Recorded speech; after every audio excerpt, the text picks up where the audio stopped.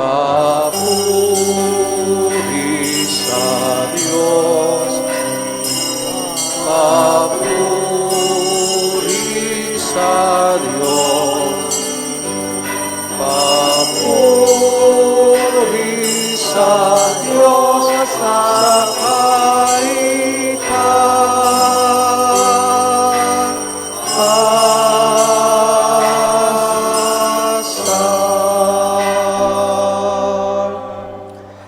Manalangin tayo. Ama naming makapangyarihan, ipagkaloob mong maitaguyod ang sanlibutan sa matiwasay na pag-iral ayon sa layunin mo para sa aming kapakanan, sa pagsamba sa iyo na may panatag sa kalooban, sa pamamagitan ni Jesus, kasama ng Espiritu Santo, magpasa walang hanggan. Amen. Sa unang pagbasa, itinuturo ni Propeta Sirach na nakikilala ang tao sa kanyang pagsasalita.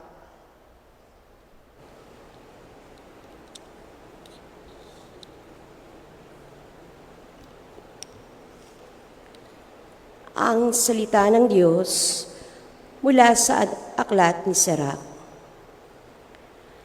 Pag niliglig mo ang bistay, maiiwan ang magaspang. Pag ang tao'y nagsalita, kapintasa'y lumilitaw. Ang gawa ng magpapalayok ay sa hurno na susubok. Ang pagkatao ng sinumay makikita sa usapan. Sa bunga ng punong kahoy, nakikilala ang ginagawang pag-aalaga. Sa pangungusap ng isang tao, damdamin niya'y nahahalata.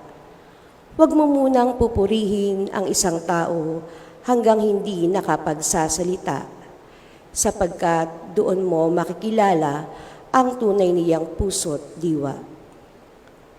Ang salita ng Diyos. Salamat sa Diyos.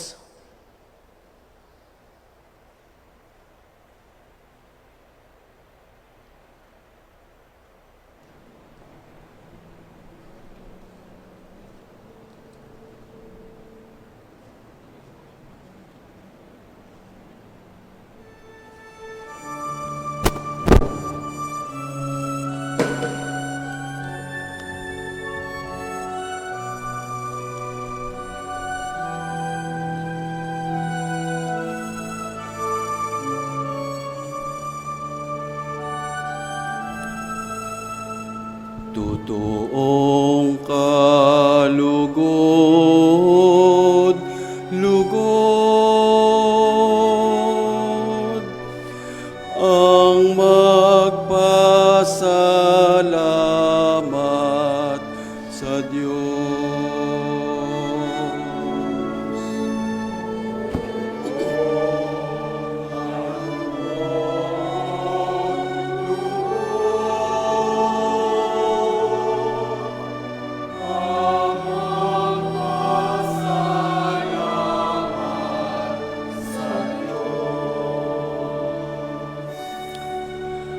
Ang magpasalamat sa Panginoong Diyos ay mabuting bagay. Umawit na lagi, purihin ang ngalang kataas-taasan. Pag-ibig niyang wagas ay dapat ihayag kung bukang liwayway. Pagsapit ng gabi, ang katapatan niya'y ihayag di naman.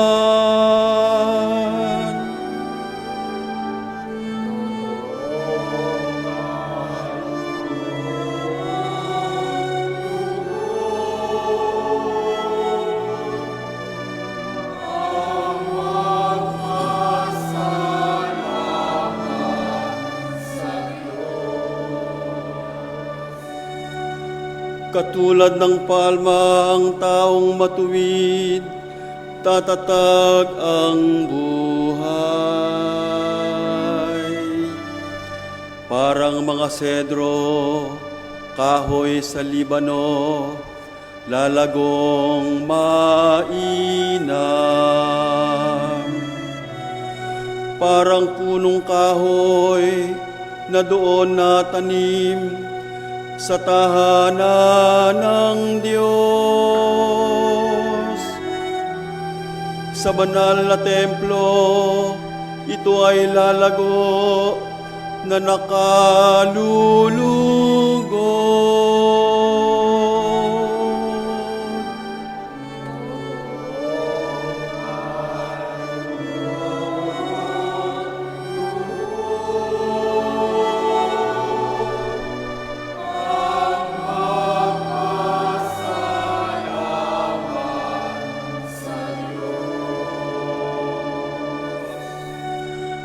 Tuloy ang pagbunga kahit na ang punong ito ay tumanda.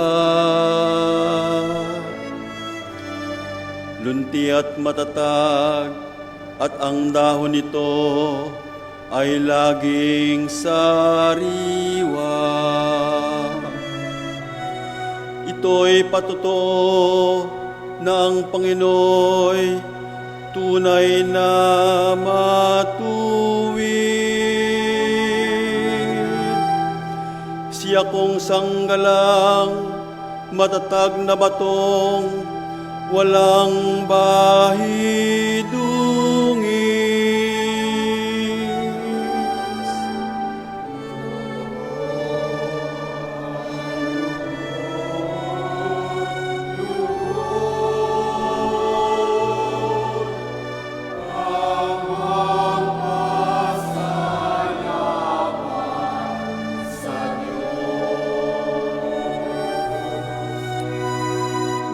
Totoong kalugod, lugod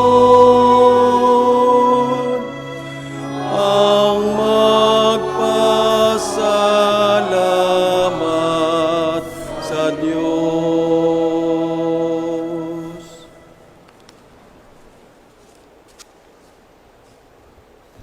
Sa ikalawang pagbasa, ipinangangaral ni San Pablo na ang salita ng Diyos na nasa banal na kasulatan ay matutupad. Kaya dapat lamang na magpakasipag sa paggawa para sa Diyos. Ang salita ng Diyos mula sa unang sulat ni Apostol San Pablo sa mga taga-Korinto. Mga kapatid, kapag napalitan na ng walang pagkabulok ang nabubulok at napalitan na ng walang kamatayan ang namamatay, matutupad ang nasasaad sa kasulatan. Nalupig na ang kamatayan, ganap na ang tagumpay. Nasaan, o kamatayan, ang iyong tagumpay? Nasaan, o kamatayan, ang iyong kamandag? Ang kamandag ng kamatayan ay ang kasalanan, at ang lakas ng kasalanan ay nagmumula sa kautusan. Magpasalamat tayo sa Diyos na nagbibigay sa atin ng tagumpay sa pamamagitan ng ating Panginoong Hesukristo. Kaya nga, mga kapatid, magpakatatag kayo at huwag matitinag. Magpakasipag kayo sa gawain para sa Panginoon, yamang alam ninyong di nasasayang inyong pagpapagal para sa Kanya. Ang salita ng Diyos. Salamat sa Diyos. Sa mabuting balita, itinuturo ni Jesus na ang laman ng ating puso ay lumalabas din sa ating bibig sa pamamagitan ng mga salita.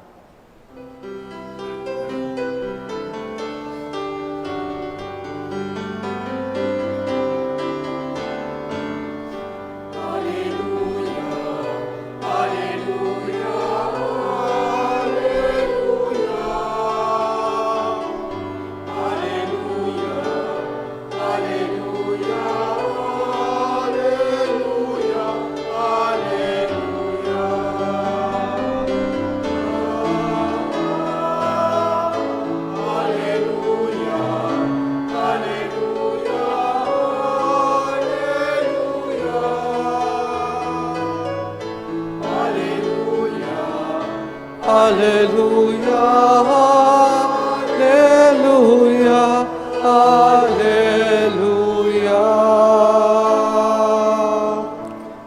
Sumainyo ang Panginoon. At sumainyo rin. Ang mabuting balita ng Panginoon ayon kay San Lucas. Papuri sa iyo, Panginoon.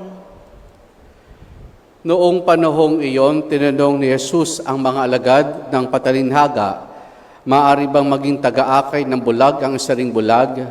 Kapwa sila mahuhulog sa hukay kapag ginawa ang gayon. Walang alagad na higit sa kanyang guro, ngunit kapag lubusang naturuan, siya magiging katulad ng kanyang guro. At tinitignan mo ang puwing na iyong kapatid, ngunit hindi mo pinapansin ang dahilan sa iyong mata. Paano mo sasabi sa iyong kapatid, Kapatid, bayan mo alisin ko ang iyong puwing, gayong hindi mo nakikita ang dahilang nasa iyong mata. Mapagpaimbabaw, alisin mo muna ang dahilan sa iyong mata at makakikita kang mabuti. Sa gayoy, maalis mo ang puwing ng iyong kapatid. Walang mabuting punong kahoy na namumunga ng masama, at walang masamang punong kahoy nagbubunga ng mabuti. Nakikilala ang bawat punong kahoy sa pamamagitan ng kanyang bunga, sapagkat hindi nakapipitas ng igo sa puno ng aroma, at di rin nakapipitas ng ubas sa puno ng dawag.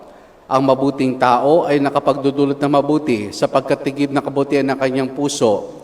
Ang masamang tao ay nakapagdudulot ng masama, sapagkat puno ng kasamaan ang kanyang puso.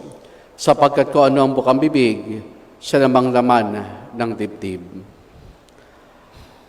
Ang mabuting balita ng Panginoon. Pinupuri ka namin, Panginoong Heso Kristo. Sa pangatlong pagkakataon ay patuloy nating napapakinggan at pinagninilayan ang mga aral ng Panginoon patungkol sa kanyang mga alagad. 2 Sundays ago ay ating natunghayan ang pagtuturo ni Jesus sa kanyang mga alagad sa kanilang pagiging mapalad dahil sa kanilang pagsunod sa ating Panginoon. Noong nakaraang linggo ay ang pag-ibig sa kaaway na ang paanyaya, gawan pa rin ng kabutihan, maging mabuti tayo maging sa ating mga kaaway. At ngayong linggo, ang itinuturo ni Jesus sa kanyang mga alagad at gayon din sa bawat sa atin ay huwag tayong maging bulag na taga-akay ng kapwa bulag. Huwag tayong mga bulag na maging taga-akay din ng kapwa bulag. Dito, ang aral ni Jesus ay patungkol hindi sa mga Skriba at Pariseo, kundi patungkol sa kanyang mga alagad. Ika nga, pagpapaalala ni Jesus sa kanyang mga alagad at gayon din sa bawat isa sa atin na huwag tayong maging bulag na magiging taga-akay din ng kapwa bulag. Kaya nga, binigyan din niya dito na madalas ay tinitignan natin ang puwing ng ating kapatid para alisin, pero di natin nakikita ang puwing sa ating sariling mga mata na ito pala'y hindi lang puwing kundi kagatahilan ang laki.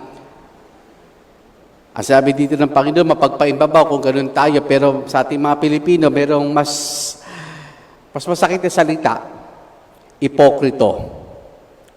Huwag tayo maging ipokrito. Dahil kapag magpapatuloy tayo sa ganun, walang mangyayari sa ating buhay. Ngayon, anong pinapaalala sa atin dito? Una ito, may mga nagkakamali na madalas. Mayroong mga nagkakamali na paminsan-minsan. May mga nagkakamali ng mabigat. Mayroong mga nagkakamali ng magaan.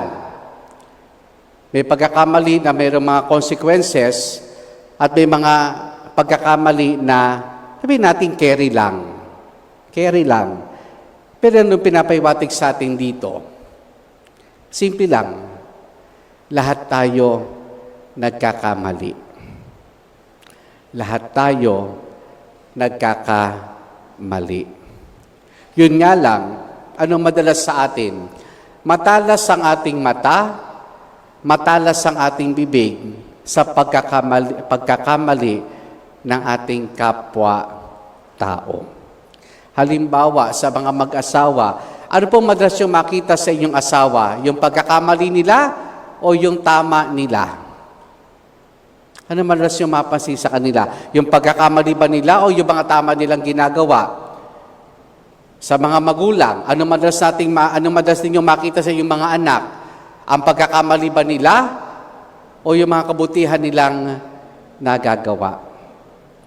Napakatalas ng ating paningin sa pagkakamali ng iba, napakatalas ng ating bibig sa kamalian ng iba.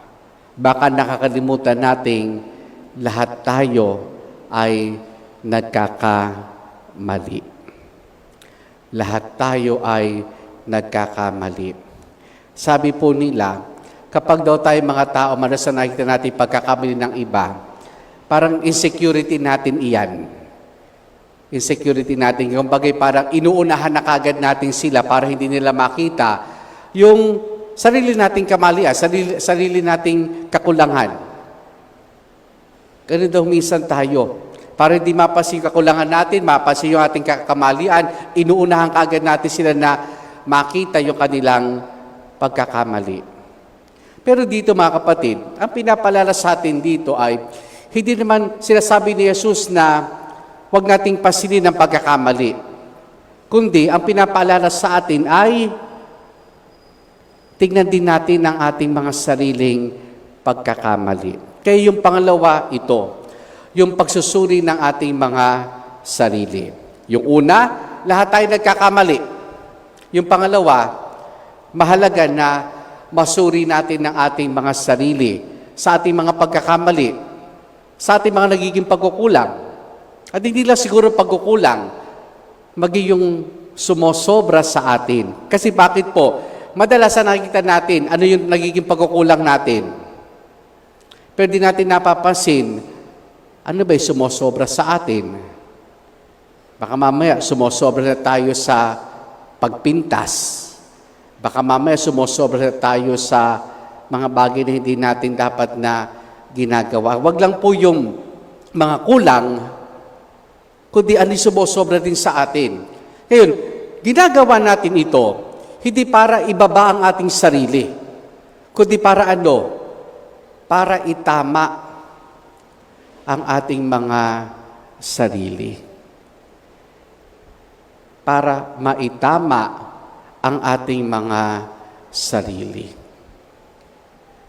Yung kasi yung mahirap, yung itama ang ating sarili. Kaya minsan, ayaw nating tingnan ang ating mga pagkakamali, pagkukulang, o kung ano man ang sumosobra sa atin. Ginagawa natin iyan para itama ang ating mga sarili. Ngayon, balikan natin yung puwing. Sa ating karanasan, paano natin inaalis ang puwing? May tatlong pamamaraan tayo maras ginagawa. Yung una, parang tumitingin tayo minsan sa salamin. Titingnan natin alin ba yung may puwing. At titingnan natin ano ba yung nangyayari sa ating mata para makita natin. Sumaharap tayo sa salamin. Kayon, ganito rin ang paanyaya sa atin. Kung nais ating makita ang ating tunay na sarili, humarap tayo sa ating Panginoon. Dahil siyang tunay na nakakakilala sa atin. Hindi niya tayo bobolahin, bagkus sasabihin lang niya kung anong totoo. Hindi siya manghuhusga, bagkus sasabihin lamang niya kung ano yung totoo. Walang bola, walang paghuhusga, imumulat lamang tayo sa kung sino tayo talaga. Yung pangatlo, it involves hindi lang sarili natin, kundi yung iba. Yung una, ito. Pag tayo napupuwing, ano ginagawa natin? Kukuha tayo ng planggana na may tubig. Tapos anong gagawin natin? Lulublob natin yung mukha natin doon, tapos sabay pikit-pikit. Pag-asa na, kung ano ba yung may puwing sa atin ay matatanggal. Dahil dinidilat natin to sa tubig. Yung pangalawa,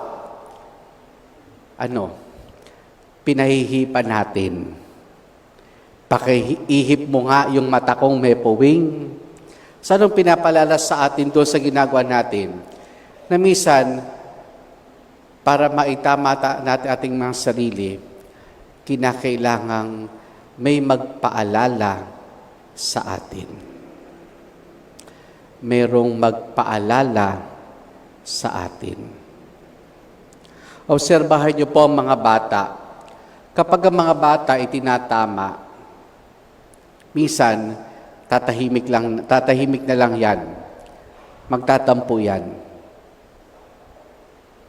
Pag tinatama at pinapalalahanan, minsan, para tayong mga bata, pag pinapalalahanan, tinatama, tumatahimik na lang, nagtatampo.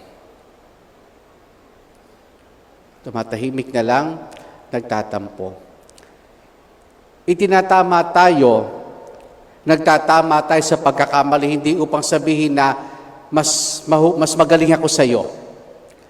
Mas mabuti ako sa iyo. Kundi minsan, ang intensyon lamang ay inaalaala lang tayo. Nag-aalala lang tayo. Mahal nila kasi tayo. Mahal din natin kasi sila.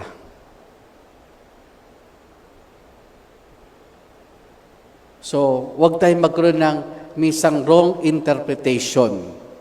Kapag may nagtatama sa atin o tayo ang nagtatama. Hindi nila pinasabi sa atin na mas magaling sila, mas mahusay sila, kundi nag-aalala sila.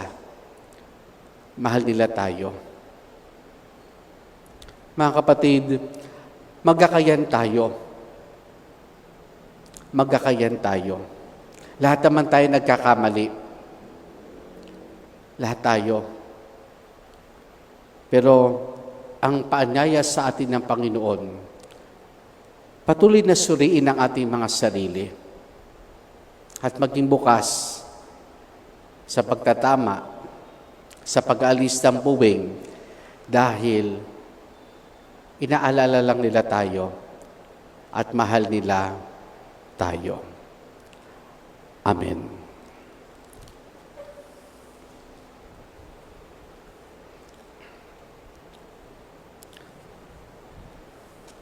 Ipahayag natin ang ating pananampalataya. Sumasampalataya ako sa isang Diyos, amang makapangyarihan sa lahat, na may gawa ng langit at lupa, ng lahat ng nakikita at di nakikita. Sumasampalataya ako sa isang Panginoong Hesukristo, bugtong na anak ng Diyos, sumilang sa Ama bago pa nagkapanahon, Diyos buhat sa Diyos, liwanag buhat sa liwanag, Diyos na totoo, buhat sa Diyos na totoo, sumilang at hindi ginawa. Kaysa ng Ama sa pagka-Diyos at sa pamamagitan niya ay ginawa ang lahat. Dahil sa ating pawang mga tao at dahil sa ating kaligtasan, siya ay nanaog mula sa kalangitan. Nagkatawan tao, siya lang na Espiritu Santo, kay Mariang Birhen at naging tao. Ipinako sa krus dahil sa atin. Nagpakasakit sa hatol ni Poncio Pilato, namatay at inilibing. Muli siyang nabuhay sa ikatlong araw ayon sa banal na kasulatan. Umakyat siya sa kalangitan at lumuklok sa kanan ng Amang may kapal. Paririto siyang muli na may dakilang kapangyarihan upang hukuman ang mga buhay at ang mga patay. Sumasampalataya ako sa Espiritu Santo, Panginoon at nagbibigay buhay, na nanggagaling sa Ama at sa Anak, sinasamba siya at pinararangalan kaysa ng Ama at ng Anak. Nagsalita siya sa pamamagitan ng mga propeta. Sumasampalataya ako sa isang banal na simbahang katolika at apostolika, gayon din sa isang binyag sa kapagpapatawad ng mga kasalanan, at inintay ko muling pagkabuhay ng mga namatay at ang buhay na walang hanggan. Amen. Mga kapatid, ipahayag natin ang kahilingang nasa ating dibdib sa Amang mapagmahal, ating isamo. Panginoon, kami iyong dinggin. Panginoon, kami iyong dinggin.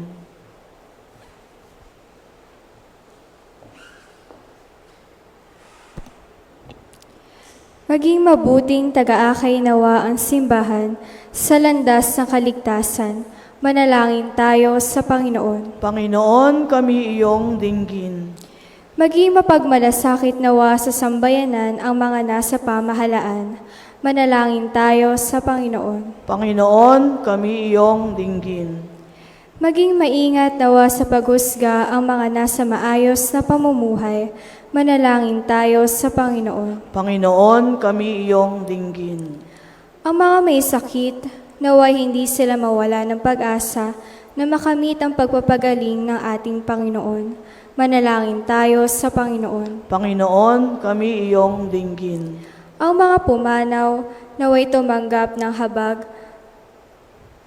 sa harap ng luklukang hukuman ng Diyos.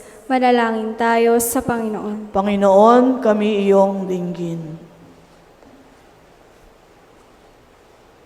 Sama rin natin sa ating pananalangin sa misang ito, mga nagpapasalamat sa Panginoon, sina Marla at Cecil Aguilar, Paul at Lydia Esmabe, Jay and Louie, Jessin Liang, Jean Liu Calimon, Stephanie Flores, Mark Eugene Martin. Para sa natatayang kailingan ni Alexis Santos, Al Joseph Javier at Lisa Velasco. Para sa nagdiriwan ng kanilang kaarawan na sina Dennis Reyes, Maria Aurora Mariano, at para kinaginod ginang Dennis at Winnie Reyes nagdiriwan ng kanilang anibersaryo sa kasal. Patuloy nating dalangin ang pagbuti ng kalusugan ni Apolinar Ligaya Katalig, Benvenido Cabildo, Tony Cruz, Ana Romero, Maria Cristina Laderas Manginao, Edmundo Emperto at Helen de la Cruz. At para sa kapayapaan ng kaluluwa ni Valentina, Orlando, William, Caridad, Evangeline, Jose, Feliciana, Agapito, George, Corazon, Severina, Magdalena, Monica, Leonila, Celestino, Ricardo Sr., Epifania at Catalina. Ating dulog sa Diyos, iba pa nating intensyon at panalangin. Amang makapangyarihan, padaluin mo sa amin ang iyong kabutihan sa pamamagitan ni Jesus na aming Panginoon, magpasawalang hanggan. Amen.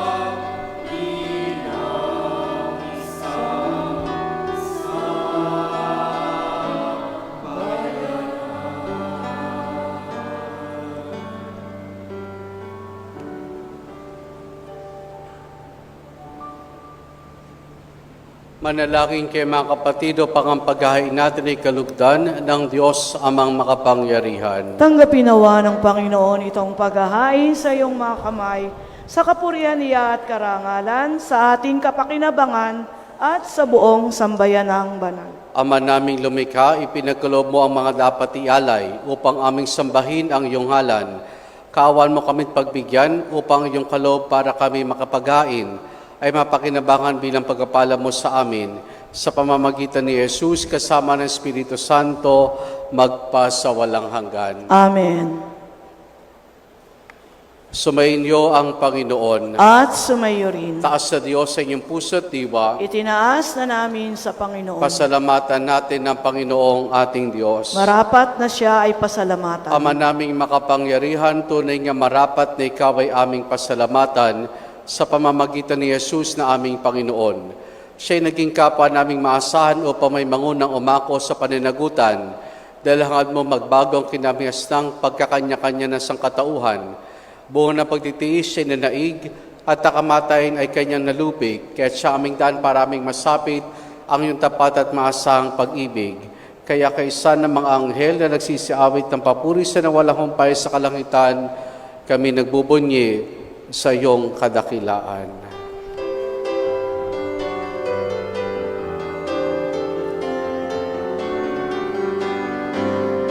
Santo, Santo, Santo, Diyos makapangyarihan, puspos ng walhati ang langit at lupa. Hosana, O Hosana sa kaitaasan, pinagpalang narito sa ngalan ng Panginoon. Hosana, O Hosana sa kaitaasan.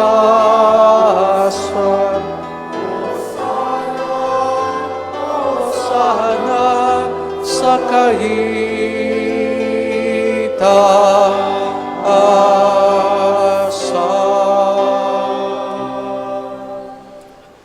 Ama naming banal, ikaw ang bukal ng tanang kabanalan. Kaya't sa pamamagitan ng iyong Espiritu, gawin mong banal ang mga kaloob na ito upang para sa amin, maging katawan at dugo ng aming Panginoong Hesukristo. Bago niya pinagtiis ang kusang loob na maging handog, hinawakan niya ang tinapay. Pinasalamatan kaniya, pinaghati-hati na yon. Iniabot sa kanya mga alagad at sinabi, tanggapin ninyong lahat ito at kanin itong aking katawan na ihahandog para sa inyo.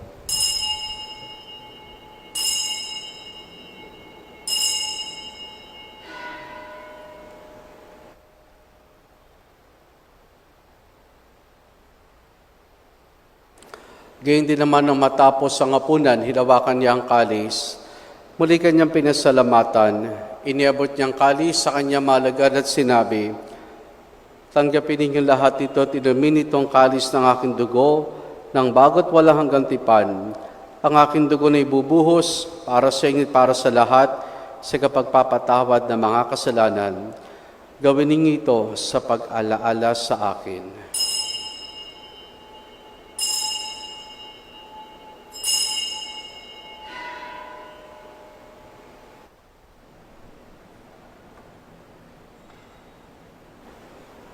Ang misteryo ng ating pananampalataya. Si Kristo ay unikari, sa sarili niya'y inari, bilang pagkahitinungin, nagsasaluhan natin, hanggang sa siya'y dumating. Hanggang sa siya'y dumating. Ama, ginagawa namin ngayon ang pag-alaala sa pagkamatay at muling pagkabuhay ng iyong anak. Kaya tinialay namin sa iyong tinapay na nagbibigay buhay at ang kalis na kakaloob ng kaligtasan. Kami nagpapasalamat dahil kami minarapat at tumayo sa harap mo para maglingkod sa iyo. Isinasamo namin kaming magsasalo-salo sa katawan at dugo ni Kristo ay mabuklod sa pagkakaisa sa pamamagitan ng Espiritu Santo. Ama, lingapin mo ang simbahan laganap sa buong daigdig. Puspusin mo kami sa pag-ibig kay San Francisco naming Papa at ideli sa aming obispo at ng Tanang Kaparian.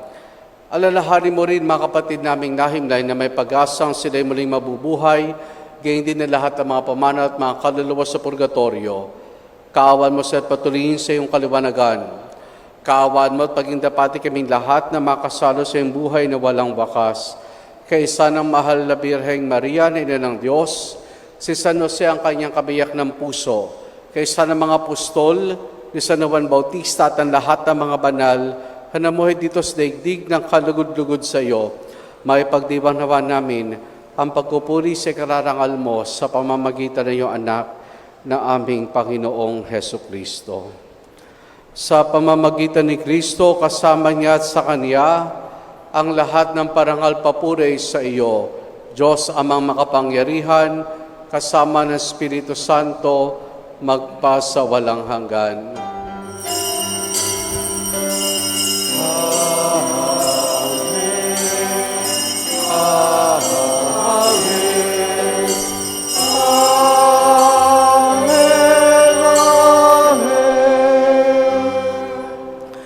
Sa tagubilin mo nakagagaling na utos sa turo ni Jesus na Panginoon natin na Diyos, ipahayag po natin ang lakas loob.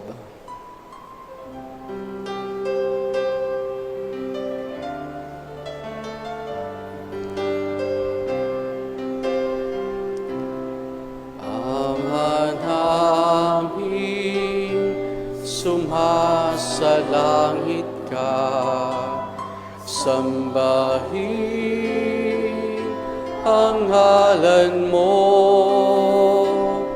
mapasa amin ang kaharian mo, sundin ang loob mo dito sa lupa para nang sa langit. Bigyan mo kami ngayon ng aming kakanin sa araw-araw at patawarin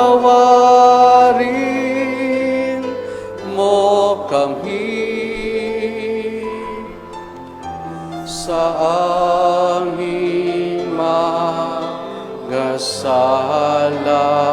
para ng pagpapatawad namin sa nagkakasala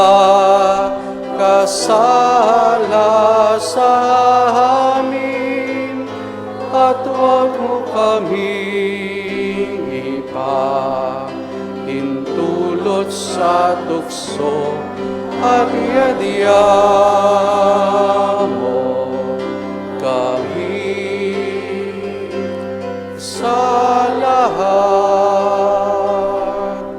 ng masama.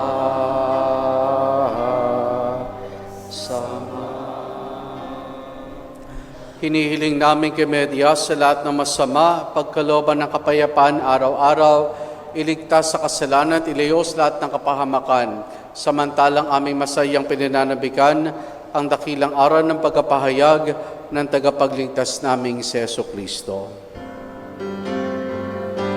Sapagkat iyo ang kaharian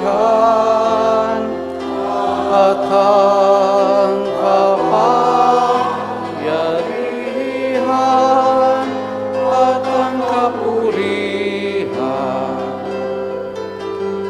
magpakailanman. Amen. Panginoong Jesucristo, sinabi mo sa mga apostol, kapayapaan ang iniwan ko sa inyong aking kapayapaan ay binibigay ko sa inyo. Tunghayan mo ang aming pananampalataya at huwag ang aming mga pagkakasala. Paglooban mo kami ng kapayapaan at pagkakaisa ayon sa iyong kalooban, kasama ng Espiritu Santo magpasa walang hanggan. Amen. Ang kapayapaan ng Panginoon ay lagi nawang sumainyo. At sumainyo rin. Mga kapatid, maghangad at magbahagi po tayo ng kapayapaan ni Jesus sa isa't isa. Receive with you po.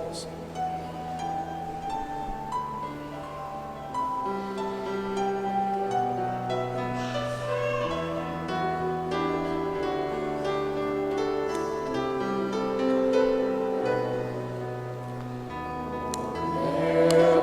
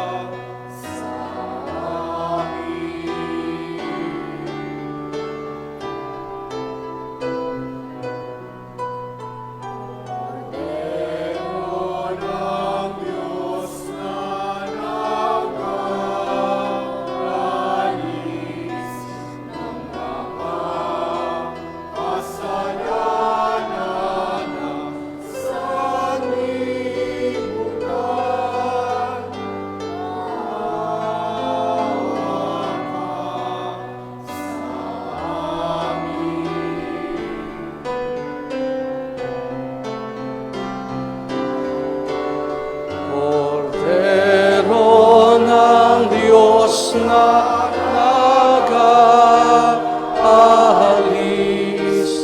ng mga kasalanan na sanlibutan. Ipagkaloob mo sa amin ang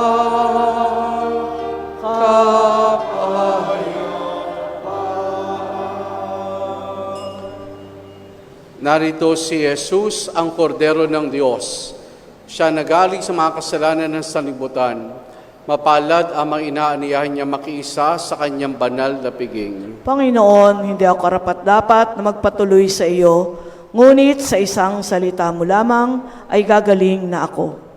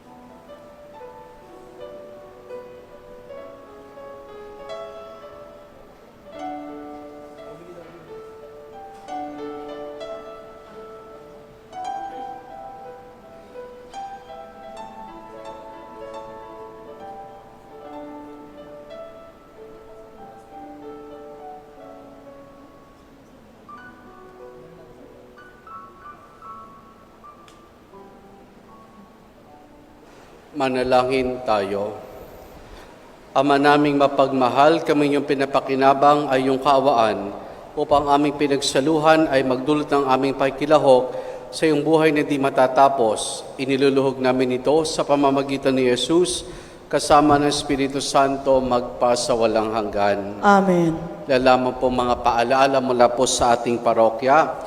Ang buwan ng pulong ng Sangguniang Pastoral ng Parokya gaganapin sa darating na Sabado, March 8, sa 9:30 ng umaga. Gayun din po, sa darating pong Martes ay ating gagawin sa umaga ang pagsusunog po ng mga lumang palaspas bilang paghahanda sa Miyerkules de Ceniza sa susunod na week na ito. At sa hapon po ng March 4 ay gagawin natin ang penitential walk ng parokya. Alas 5 po ng hapon ang simula dito sa simbahan at meron pong 3 stasyon na pupuntahan ng bisita po ng San Isidro, ng Tampok at din po ng San Miguel hanggang sa makabalik po dito sa parokya. Ito yung pamamaraan ng ating parokya ngayong taon para maihanda nating sarili sa pagpasok po ng Kwaresma. Sa bawat stasyon po, mayroong pagbasa ng Ebanghelyo at yun din po maikling pagdinil at pananahimik at tutuloy po ito sa susunod na estasyon. At sa Wednesday po ay Ash Wednesday. Ang misa po sa parokya, 6:30 ng umaga at alas 6 po ng gabi. So ito pong Ash Wednesday ay para sa ating mga Katoliko na fasting at abstinence. Fasting po para sa 18 years old hanggang sa 60 years old. Exempted din po ang mga may sakit. So at least one full meal sa araw pong iyon. At sa abstinence po, hindi pagkain ng karne sa araw na iyon, 14 years old pataas. So yung mga naghahanda po ng baon sa mga asawa nila, napapasok pa sa paaralan o sa trabaho at sa paaralan, kung 14 years old and above po, ay iwasan po muna natin na sa Miyerkules ang karne. At siyempre yung Fridays of Lent, hinikayat tayo na no meat din po. Yung natawag nating munggong, pagka Friday ay munggo ang hinahanda parati ng ating mga magulang pagka Biyernes. Bahagi ito ng disiplina ng Kwaresma sa ating mga Katoliko.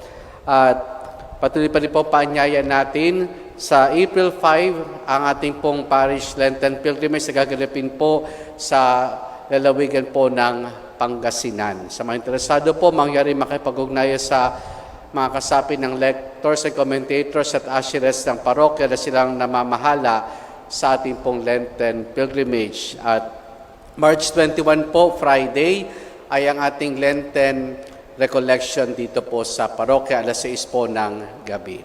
Salamat po. Sumainyo ang Panginoon At sumainyo rin. at pagpalain tayong lahat ng mabuti't mapagmahal na Diyos Ama, Anak at Espiritu Santo. Amen. May alay na natin ang pagdiriwang ng banal na misa. Humayo tayong taglay ang kapayapaan pag-ibig ng Panginoon. Salamat sa Purihin Diyos. po natin ang ating Panginoon.